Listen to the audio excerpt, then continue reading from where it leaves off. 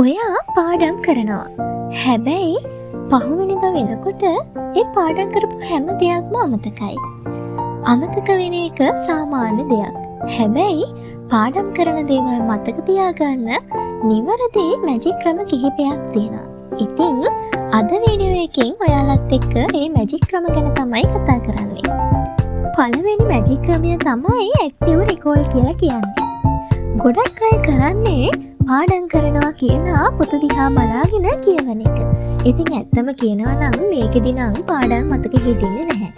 අපි කරන්න ඕනි පාඩම හරි ඡේදය හරි විස්තරේ හරි හොඳට කියවන්න ඕනි. කියවලා අපි ඡේදය හරි විස්තරේ හරි ගැන අපෙන්ම ප්‍රශ්න කරන්න ඕනි. ඊට පස්සේ අපි ඒ ගැන සාරාංශයක් ගොනු කරගන්න ඕනි.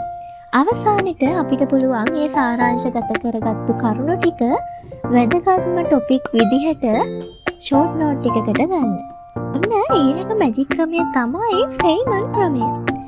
මේ ක්‍රමයේදී ඔයා හිතන්න අවුරුදු 10ක් 11ක් වගේ වයස ළමෙක්ට ඔයා මේ පාඩම් කරපු දේවල් ටික කියලා දෙන්න ඕනේ කියලා. ඉතින් අපි ඒ වගේ ළමෙක්ට දෙයක් කියලා දෙනකොට ඉතාමත් සරලවනි කියලා දෙන්න ඕනි. ඔයාට පුළුවන් ඔයාගේ මේ කරුණු ටික ඉතාමත් සරලව පෙරගස්සගෙන තව කෙනෙක් ඔයා ළඟ ඉන්නවා වගේ ඒ කෙනාට මේ දේවල් කියලා දෙන්න. ඇත්තටම කෙනෙක් ඉන්න ඕනේ නැහැ. අපිට පුළුවන් හිතින් මවාගෙන තව කෙනෙක්ට කියලා දෙනවා වගේ රඟපාන්න. ඊළඟ මැජික් ක්‍රමය තමයි ස්පේස් රෙපිටිෂන් ක්‍රමය. මේ ක්‍රමේදී අපි එකම දේ හැමදාම පාඩම් කරගෙන යන්නේ නැහැ. අපිට පුළුවන් කාල පරතරයක් තියලා පාඩම් කරගෙන යන්න. ඒ කියන්නේ අපි අද දෙයක් පාඩම් කළොත් එහෙම ආයේ දවස් 2කට 3කට පස්සේ අපිට පුළුවන් නැවතත් ඒ දේවල් මතක් කරගන්න. ඊට පස්සේ සතියක් විතර ගියාට පස්සේ අපිට පුළුවන් ඒ දේවල් මතක් කරගන්න. ආපහු මාසයක් විතර ගියාට පස්සේ අපිට පුළුවන් ආයෙත් ඒ දේවල් මතක් කරගන්න.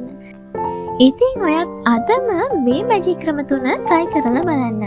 ඒ විතරක් නෙවෙයි ඔයා මේ වෙනකොට මේ මැජික් ක්‍රම වලින් එකක් හරි try කරලා තියෙනවා නම් පහලින් කමෙන්ට් කරන් යන්න.